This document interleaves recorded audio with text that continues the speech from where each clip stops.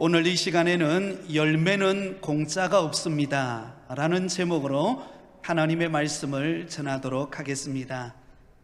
우리나라 사람은 참 공짜를 좋아합니다.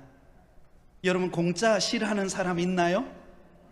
네, 공짜라 하면요 사죽을 못 씁니다. 그래서 여러분, 속담 가운데도 이런 말이 있지요. 공짜라면 양잿물도 마신다.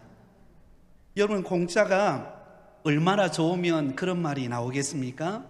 수고하지 않고 좀 덜 희생하고 열매를 거두고 싶은 우리 마음의 그 본심 때문이겠죠.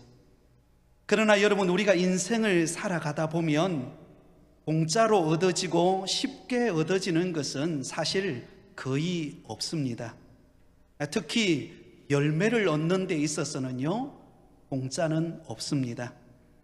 여러분, 지금 추수의 계절 가을이죠. 농부들을 한번 생각해 보시기 바랍니다. 가을에 풍성한 수확을 거두기 위해 농부들은 봄에 씨를 뿌리고 모내기를 하고, 그리고 농가 밭을 일구면서 가을의 수확을 기다립니다. 그 땀과 수고의 희생이 있기에 가을의 열매의 기쁨을 얻을 수가 있는 것입니다. 물론 여러분, 우리가 얻은 구원은 우리의 노력이나 우리의 수고에 의하여 얻어진 것이 아닙니다. 전적인 하나님의 은혜인 줄 믿습니다. 그런데 여러분, 우리 입장에서는 그렇지만 구원을 허락하신 하나님의 입장을 한번 생각해 보면 어떨까요? 과연 우리에게 구원을 선물로 주시기 위하여 하나님께서는 어떤 희생과 노력을, 대가를 지불하셨을까요? 여러분, 엄청난 수고의 대가를 지불하셨다라는 것을 우리는 알 수가 있습니다. 독생자 예수 그리스도를 죄 많은 이 땅에 보내셨습니다. 그리고는 십자가에 못 박혀 죽으시는 그 고통을 감내하셔야만 하셨습니다. 이사야서 53장 5절에 보면 그가 찔림은 우리의 허물 때문이요 그가 상함은 우리의 죄악 때문이라. 그가 징계를 받음으로 우리가 평화를 누리고 그가 채찍에 맞음으로 우리는 나음을 받았도다. 사랑하는 여러분, 하나님께서 저와 여러분에게 구원의 선물을 주시기 위하여 독생자 예수 그리스도께서 물과 피를 다 쏟으시는 희생과 수고의 결과로 저와 여러분이 구원의 선물을 얻게 되어졌음을 기억하시기 바랍니다. 그러므로 여러분, 우리가 얻은 이 구원은 값싼 은혜가 아닙니다. 너무나 고귀하고 값진 희생이 담긴 은혜임을 기억하고 내가 구원받은 이 놀라운 은혜에 늘 하나님 앞에 감사하며 영광 돌리는 삶이 되시기를 예수님의 이름으로 축원드립니다. 오늘 우리가 읽은 본문의 말씀은 예수님께서 제자들에게 비유의 말씀으로 하셨던 은열머나 비유의 말씀입니다. 은열머나 비유를 살펴보면 우리 인생, 우리에게 주어진 이 인생을 마치 장사하는 것에 비유하고 있는 것을 볼 수가 있습니다. 인생은 마치 장사하는 거예요. 사업하는 거와 같다는 것입니다. 사실 여러분, 우리는 이 땅에 영원히 사는 것이 아닙니다. 제한되어진 인생의 시간의 한계 속에서 우리는 살아갑니다. 그러기에 우리에게 주어진 제한된 이 땅에서의 인생의 제한된 환경 속에서 어떻게 우리의 인생을 가치 있는 인생으로 장사하며 보람된 인생을 살아가는가, 이것은 굉장히 중요한 의미를 가지고 있다라고 말합니다. 왜냐하면 우리의 인생을 가치 있는 인생으로 장사하며 보낼 때만이 우리에게 열매 있는 삶의 결과가 나타나기 때문에 그렇습니다. 자, 먼저 오늘 본문이 시작되어지는 11절 말씀을 보면 예수님이 제자들과 함께 드디어 이스라엘의 수도인 예루살렘에 가까이 오게 되었습니다. 그러자 예수님을 따르는 제자들의 마음속에 설레임과 흥분이 가득 찼습니다.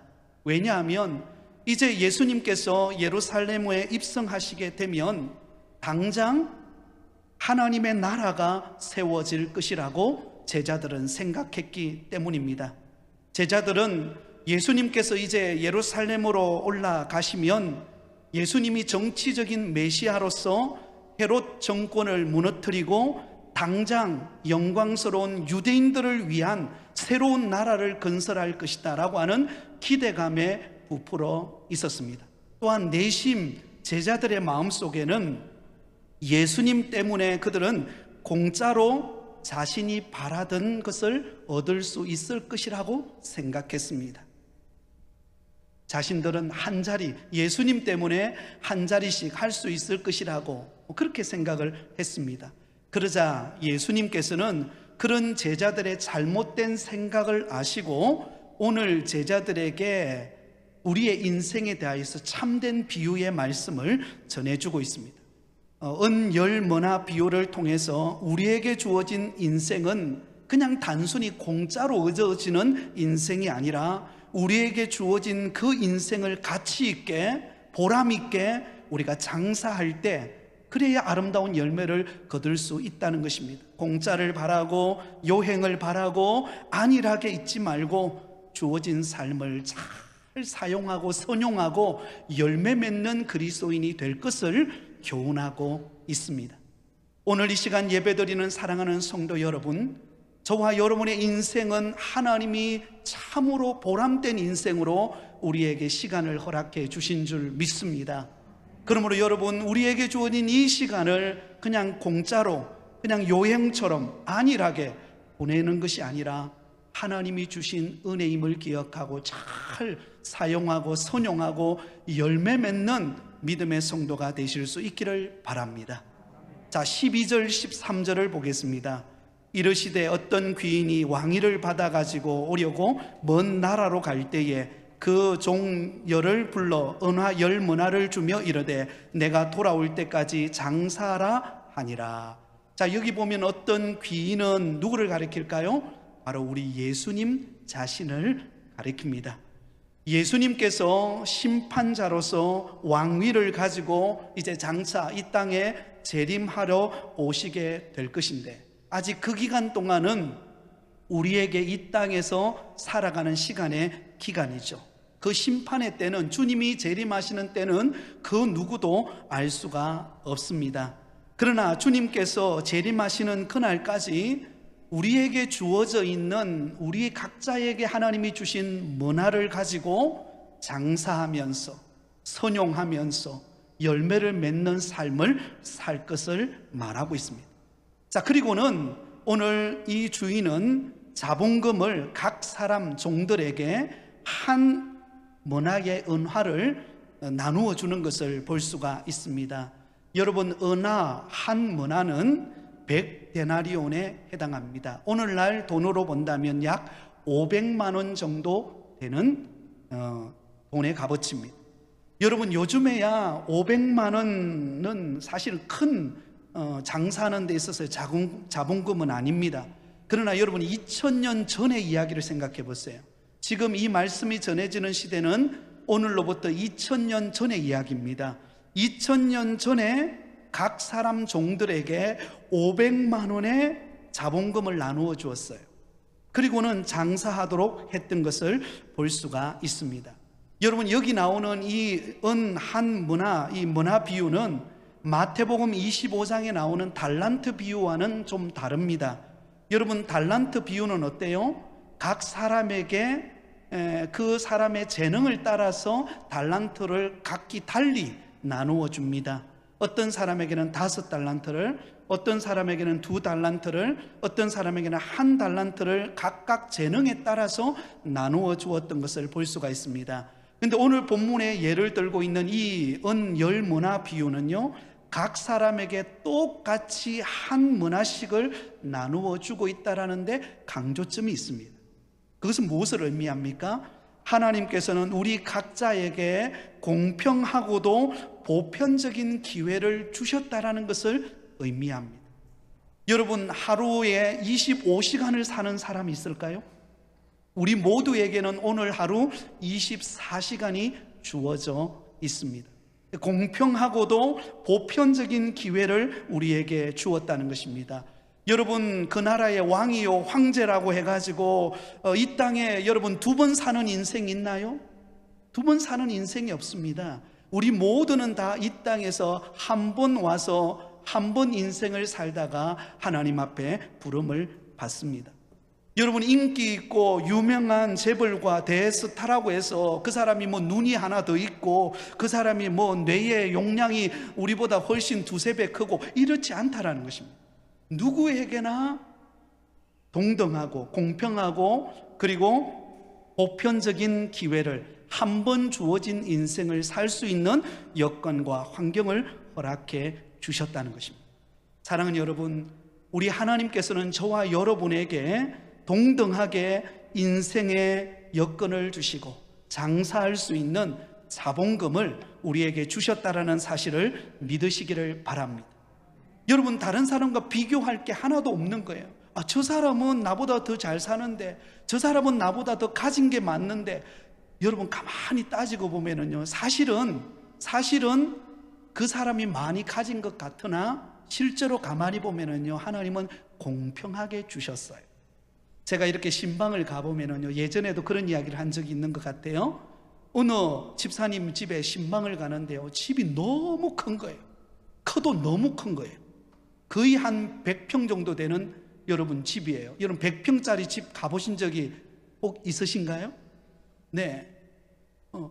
들어가 보니까요, 어디가 어딘지를 모르겠는 거예요. 방이 얼마나 많은지, 그리고 화장실도 얼마나 많은지 한참 헤매다가 온 적이 있습니다.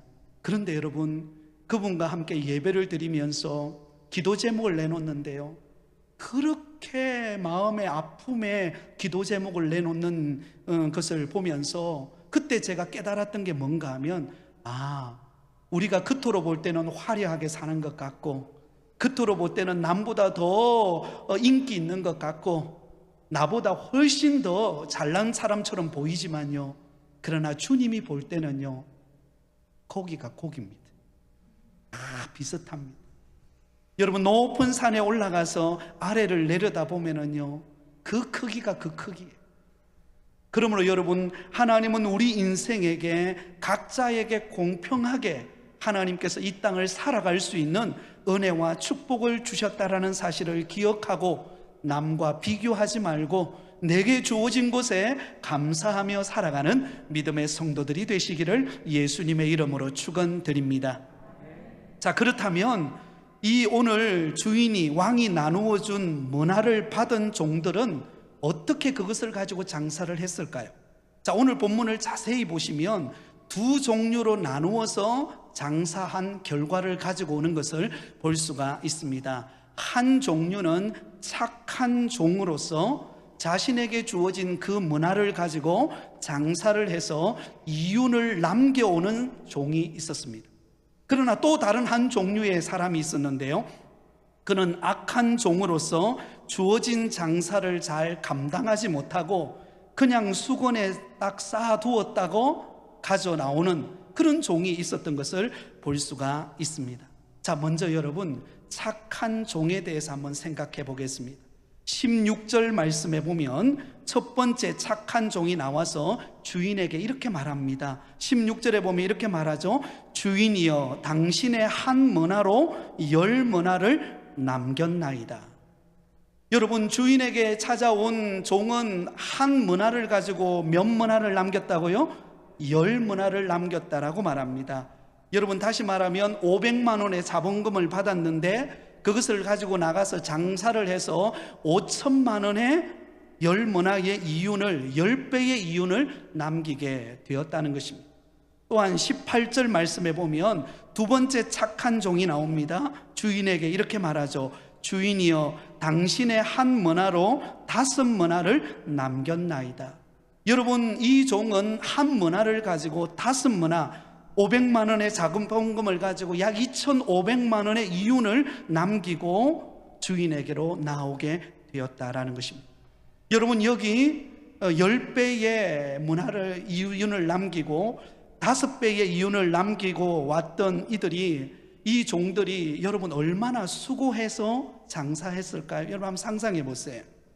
이 두 사람은 한 머나의 자본금을 가지고 아마 그들이 주인으로부터 한 머나 500만 원의 자본금을 딱 받았을 때 그들은 아마 이렇게 고민했을 것입니다. 과연 이 돈을 가지고 무슨 장사를 하면 좋을까?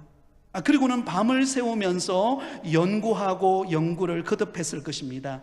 아마 그들은 장사를 잘할 수 있는 사람을 찾아가서 자문을 구하기도 했을 것입니다. 아니면 인터넷 창업 사이트에 들어가서 여러 벤처 기업들을 벤치마킹도 했을 것입니다.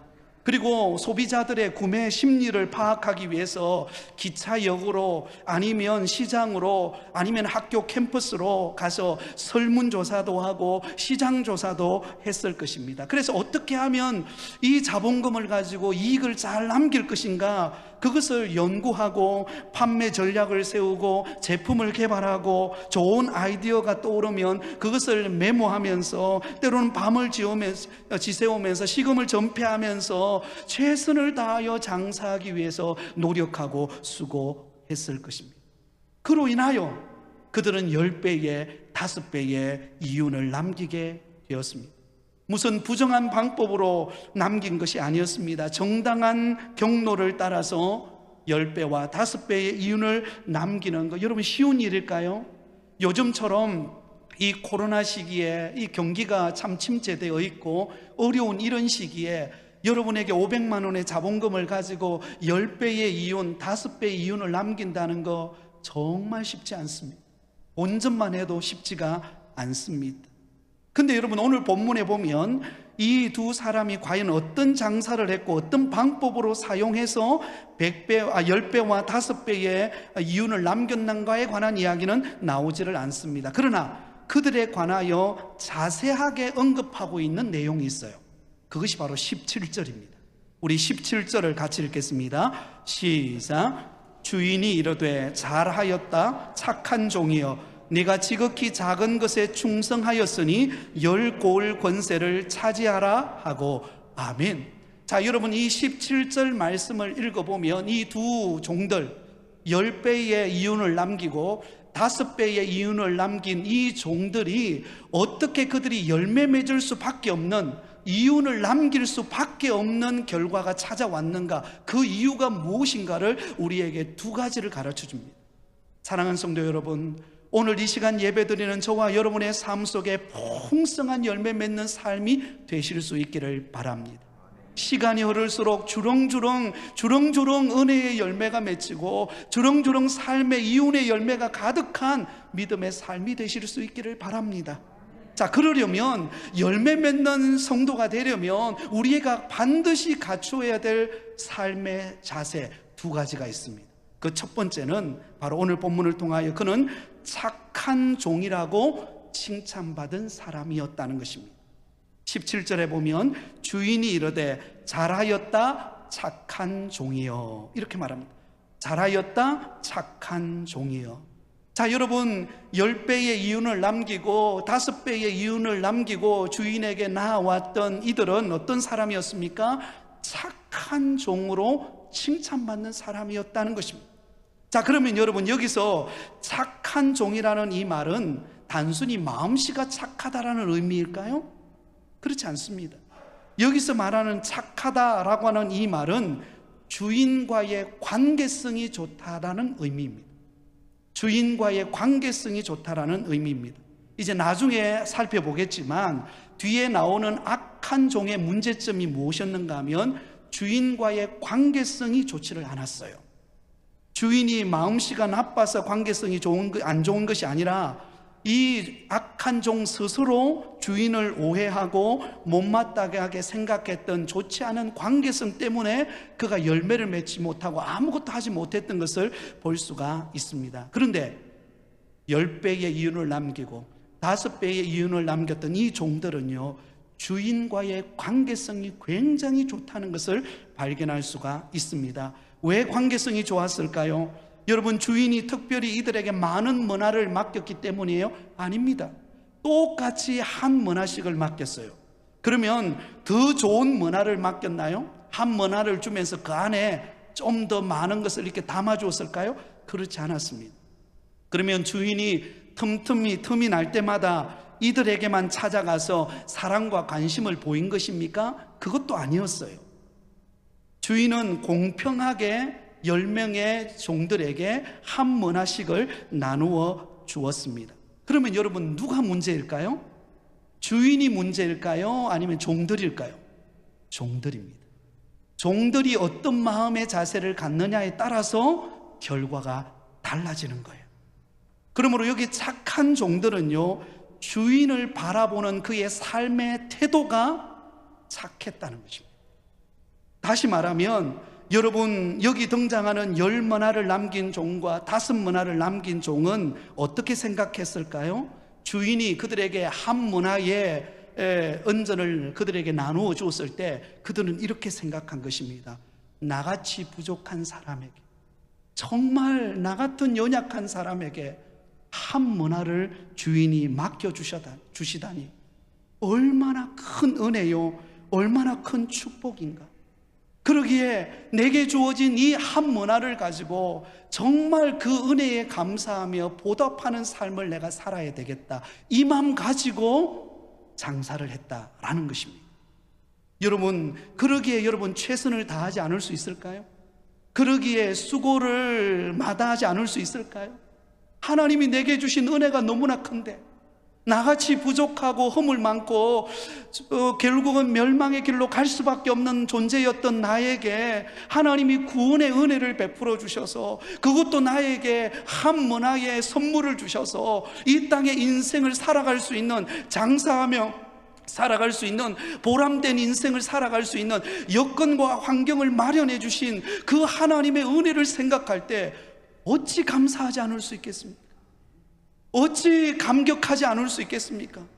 그러니까 그 한 문화를 받아들은 그 종들의 마음속에는 너무나 감사한 거.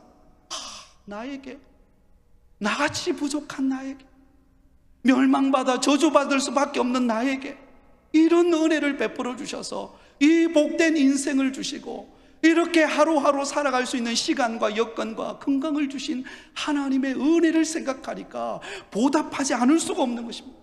그러니 여러분, 수고하니 그 수고가 여러분 얼마나 행복한 수고이겠습니까? 그 노력이, 그 땀이 얼마나 보람된 땀이요 수고였겠습니까? 불평하고 원망할 겨를이 없는 거예요. 은혜가 너무나 크니까, 하나님이 주신 사랑과 축복이 너무 크니까, 그래서 주를 위하여 헌신하게 되었다는 것입니다. 이것이 착한 사람의 모습입니다. 사랑하는 성도 여러분, 우리 자신을 가만히 되돌아보세요. 저와 여러분이 오늘까지 이 땅에 사는 여정 가운데 하나님이 우리를 구원해 주시고 우리를 택하여 믿음의 자녀 삼아 주시고 오늘 이만큼 믿음 생활할 수 있도록 은혜 베풀어 주신 분이 누구십니까? 우리 하나님 아버지신 줄 믿습니다. 여러분, 우리는 믿음 좋다 생각하지만요, 세상에 나가서 살아가 보면은요, 세상 사람과 사실 별반 다를 게 없어요. 믿음 좋고 은혜 충만하고 주를 위하여 살겠다 고백하지만 막상 세상 바닥에 딱 나가면은요, 때로는 우리 자신이 밑바닥 인생을 사는 것처럼, 하나님 없이 사는 것처럼 그렇게 행동할 때 얼마나 많습니까? 그러나 그럼에도 불구하고 주일날 교회 오면 하나님은 그런 우리를 외면하지 않으시고 따뜻하게 보듬어 주시고, 내가 너를 사랑한다, 내가 너를 축복한다, 내가 너와 함께한다. 여러분, 그 은혜가 얼마나 큰지 아신가요? 그 은혜의 빛이 날마다 나에게 임하고 있다는 사실을 기억하시기를 바랍니다. 그 은혜를 아는 사람은요, 그 은혜를 경험한 사람은요, 가만히 있을 수 없는 겁니다. 어떻게 하든지 그 주인을 위하여, 그 아버지의 영광을 드러내고 보답하는 일을 위하여 수고하고 노력하고 헌신하고 봉사하고 그렇게 되는 것입니다. 이것이 믿음의 성도의 모습임을 기억하실 수 있기를 바랍니다. 여러분, 구약 성경에 우리가 잘 아는 모압 여인 룻이라고 하는 여인이 나옵니다. 여러분, 그녀에게 찾아왔던 환경은 너무나 비참하리만큼 초라한 환경이었습니다. 이 룻은요, 꿈을 찾아서 한 남자를 만나 결혼을 했습니다. 그런데 이게 웬일입니까? 어느 날 청천벽력과 같은 일이 발생합니다. 그의 시아버지, 그리고 자기 남편, 그리고 자기 그 시동생 하루아침에 목숨을 무슨 이유인지도 모르고 죽어버렸습니다. 목숨을 잃어버렸습니다. 청산가부가 된 것입니다. 시아버지가 그에게 남편이 유산 하나 남겨주지 않는 상황이었습니다. 그리고 남은 것이라고는 오직 나이가 많이 든 시어머니 한 분만 남아 있습니다. 여러분, 충분히 이 룻은요, 원망하고 불평하고 내 인생 왜 이런가? 내가 한 남자를 찾아 꿈을 찾아왔는데 내 인생이 왜 이렇게 초라해져 버렸는가? 왜 이리 내 인생이 아무것도 남는 인생은 되지 못하고, 어머니도 아니고 어떤 어머니요? 시어머니만 남았을까? 여러분, 이런 생각이 드는 거예요. 그렇게 든다면 불평하고 원망하고 인생을 포기해버리고 말았을 것입니다. 그래서 여러분, 눈치 빠른 오르반은요, 그 사실을 알고 일찍 떠납니다. 그런데 여러분, 룻은 그 어머니를 떠나지 않아요. 그리고 그 어머니가 섬기는 하나님을 떠나지 않습니다. 룻기서 1장 16절 17절에 룻은 이렇게 고백합니다. 어머니께서 가시는 곳에 나도 가고 어머니께서 머무시는 곳에서 나도 머물겠나이다. 어머니의 백성이 나의 백성이 되고 어머니의 하나님이 나의 하나님이 되시리니 어머니께서 죽으시는 그곳에서 나도 죽어 거기 묻힐 것이라. 할렐루야. 여러분, 이 룻의 오르바와 다른 점이 무엇입니까? 이 룻은요, 관계성이 좋았어요. 어머니, 시어머니와의 관계가 좋고요, 그 시어머니가 섬기는 하나님과의 관계가 좋은 거예요. 비록 지금 자기의 인생은 초라한 인생이 되어버렸고 아무것도 갖지 못한 채 시어머니를 따라서 예루살렘으로 돌아오는 빈털터리의 인생이었지만, 그러나 시어머니가 나와 함께하고 있고 그 시어머니가 믿는 하나님, 역사를 주관하고 온 땅을 다스리시는 그 하나님이 나와 함께하고 있다고 하는 그 믿음 가지고, 다른 것 보지 않고 그 믿음 가지고 예루살렘으로 온 것입니다. 그러자 어떤 일이 벌어집니까? 하나님께서 그 착한 마음을 가진 룻에게 보아스라고 하는 정말 신실한 믿음의 사람을 만나서 결혼시킵니다. 그가 누구인가? 이 룻이 어떻게 되는가 하면 다윗 왕의 정조 할머니가 되는 축복을 받습니다. 사랑하는 여러분, 우리는 어떤 면에 보면요, 날마다 하나님의 은혜 속에 살아가고 있습니다. 날마다 하나님께서 태양의 빛을 통하여 우리에게 비추십니다. 선선한 바람을 통하여 우리에게 시원케 합니다. 우리에게 가정을 주시고 교회를 허락하여 주시고 여건과 환경을 주셔서 믿음으로 살아갈 수 있도록 은혜를 베풀어 주십니다. 그러므로 여러분, 우리는 하나님을 믿을 때 이렇게 고백해야 합니다. 나의 삶 속에 하나님은 선하시다. 하나님은 나에게 가장 좋은 것으로 응답하시는 분이시다. 한번 따라하겠습니다. 하나님은 내게 선하신 분이십니다. 하나님은 내게 가장 좋은 것으로 응답하시는 분이십니다. 그러면 여러분, 삶의 태도가 중요한 거예요. 우리가 능력이 많냐, 많이 가졌느냐, 적게 가졌냐, 이게 중요한 게 아니라 우리의 인생을 살아갈 때의 삶의 태도가 중요합니다. 하나님을 바라보는 삶의 태도. 하나님은 내 인생을 축복하신다. 비록 지금은 환경이 어렵고 지금 내 자녀가 잘 되어지지 않는 것 같고 모든 인생의 문제가 꼬인 것 같으나 내 하나님을 믿고 의지하고 나아가면 하나님은 선하시다. 모든 것을 합력하여 선을 이루신다. 할 수 있거든이 무슨 말이냐? 믿는 자에게 능치 못한 일이 없으리라. 이것을 믿고 나가는 자에게 하나님은 열매를 주시고 축복의 문을 여시는 줄 믿으시기 바랍니다. 하나님의 은혜를 생각하며 주님 앞에 충성하는 믿음의 증인 되시기를 예수님의 이름으로 축원드립니다.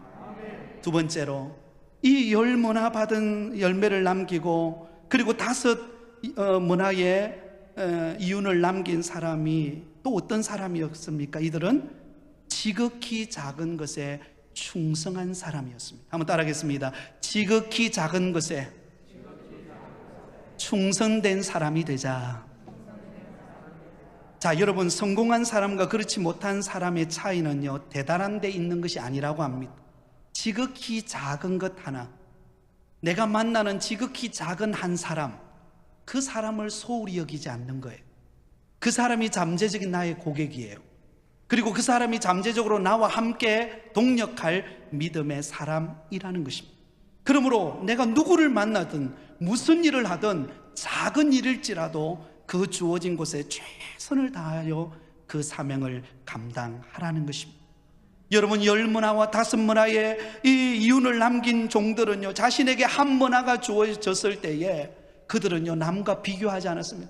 왜 나에게 한 문화밖에 주지 않냐라고 불평하지 않았습니다. 자신에게 주어진 그 한 문화를 가지고 작은 일에 충성하기 시작했던 것입니다.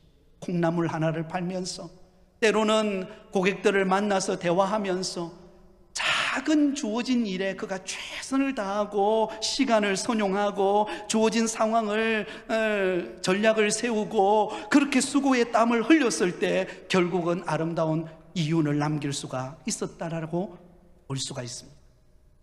여러분, 다시 룻으로 돌아가 볼까요? 이 모압 여인 룻이 그의 시어머니와 함께 이스라엘 땅 예루살렘으로 돌아옵니다. 돌아올 때는 보따리 하나밖에 들고 오지를 않습니다. 얼마나 처량한 신세입니까? 그리고는 마침 그들이 돌아올 때는 추수 때였습니다. 우리 같으면 가을이죠. 추수 때였습니다. 그러자 이 룻은 시어머니를 복양하고 자기도 먹고 살기 위해서 어떻게 합니까? 매일같이 남의 밭에 나가서 이삭 줍기를 합니다. 이삭 줍기를 내요. 가서 이렇게 수확기가 있어가지고 탈곡기가 있어가지고 왕창 걷어오는 것이 아니라 가서 허리를 굽히고 떨어진 이삭을 하나씩 줍는 일이었습니다. 작은 일이었어요. 그 이삭 줍기를 해서 집에 오면은 한 보따리 정도 되겠죠? 그것을 가져와서는 한 끼 해결을 하고 또 그 다음 날 가서 다시 이삭 줍기를 합니다. 여러분, 우리나라와 중동의 문화는 다릅니다. 날씨가 달라요. 우리나라는 그래도 가을 되면 좀 선선한 바람이 불잖아요. 근데 중동 지역인 이스라엘 땅은요, 하루 종일 땡볕이 내리쬐는 날씨입니다. 그런 무더위와 싸우면서 이 룻은 원망하지 않고 불평하지 않고 자기 주어진 곳에서 이삭 줍기를 합니다. 여러분, 우리가 밀레가 그린 이삭 줍기라고 하는 그림을 보면 굉장히 낭만스럽고 굉장히 멋있게 보입니다만은 먹고 살기 위해서 이삭을 줍는 일은 결코 쉬운 일이 아닙니다. 여러분, 어떤 사람이 그러잖아요. 좋은 환경에서 이렇게 보고 여행하면 그렇게 행복해 보이고 낭만적이지만요, 그곳에서 일하는 사람은요, 치열한 것입니다. 여러분, 그렇지 않습니까? 우리에게 주어진 하루하루가 너무너무 우리는 치열한 환경 속에서 우리는 살아가고 있습니다. 그러나 여러분, 그런 치열함 속에서 이삭 줍기 하듯이 내가 하루하루 주어진 곳에서 최선을 다하고 지극히 작은 것에 충성할 때 이 룻에게 어떤 일이 일어납니까? 어느 날 보아스의 밭에 이삭을 주우러 룻이 갑니다. 그래서 보아스의 밭에 가서 이삭을 줍는 가정 속에서 하필이면 하나님이 그 보아스를 보내어서 그곳에서 만나서 이제 서로 대화를 하는 중에 서로 사랑하는 마음이 싹트게 되고 결국은 보아스의 아내가 되고, 그리고 그를 통하여 위대한 다윗이 탄생하는 결과가 나타나는 것을 볼 수가 있습니다. 사랑하는 성도 여러분, 우리가 섬기는 교회 사역, 봉사, 전도, 헌신, 이것은 어떤 면으로 보면 이삭 줍기 하는 것과 같습니다. 별반 사실은 차이가 없어요. 여러분, 우리가 매주일날 교회 와서 혹은 주중에 교회 와서 우리가 봉사하고 헌신하고 충성하는 것, 사실 남들이 많이 알아주는 일은 아닙니다. 그러나 여러분, 그 주어진 곳에서 마치 내 매일매일 주어진 곳에서 이삭 줍기 하듯이 섬김의 자리에서, 희생의 자리에서 충성하고 봉사할 때 하나님은 그것을 어여삐 여기시고 하나님이 우리를 축복해 주신다라는 사실입니다. 이제 우리는 다음 주에 가족과 이웃 초청의 날을 정하여서 교회당 리모델링 기념하여서 우리가 가족과 이웃 초청의 날을 정했습니다. 여러분, 이것도 이삭 줍기와 같아요. 때를 얻든지 못 얻든지 복음을 전파라고 하는 하나님의 명령을 따라 우리는 가족에게, 이웃에게 복음을 전합니다.